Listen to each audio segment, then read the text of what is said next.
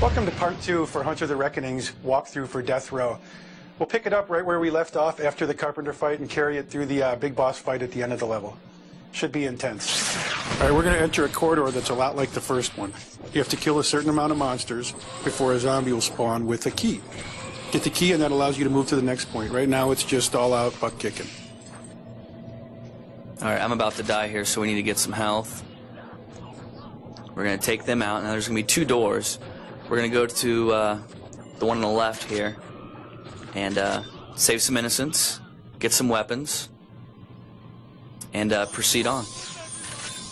It's kind of like stockpiling for the big battle. We have another one of these rooms, and then we're going to go in and fight the next boss, who's extremely difficult to beat. Hopefully we'll be able to get through it. Take a look at the cinema. Look how well done it looks. We're really proud of it. I'm not going to talk all the way through it, so enjoy it, and especially pay note to the last line. I just think it came out great. You shouldn't be here. I've already killed too many people. I think you should get out of that chair. Then we'll go someplace less possessed and talk about this. It's too late. You should have left when you had the chance. Now things are going to become very messy. I hate messy.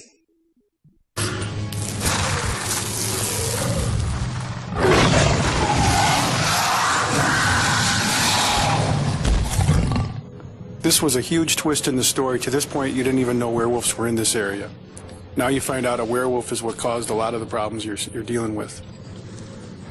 You want to use a similar fighting style here. Throughout the whole game, when you're fighting bosses, you want to try to move in circular motions. When you get to this guy, he has a defense for it, shooting those ghosts out, which tear you up. But still, it's one of the easier ways to fight him. Right now you see Deuce using the rocket launcher. This is a really good weapon to use throughout the game, but one thing you need to keep in mind is you need to keep your distance. And if you are playing multiplayer 2, 3, or 4, you want to make sure your players are out of the area, because it does have a high radius of damage, and it will blow up your friend, and it will blow you up. Another thing is, too, the werewolf has 3 different edges that he throws out at you. You're seeing the ghost right now. Once he gets down to a certain level in his health, he'll start shooting out these skulls that will really mess you up. And then he has a defensive attack where he crouches down and spreads out these waves of glowing light. Again, notice how we're trying to use special weapons and edges on it. Flamethrowers, chainsaws, and any of your edges, especially cleave with your special move, works great.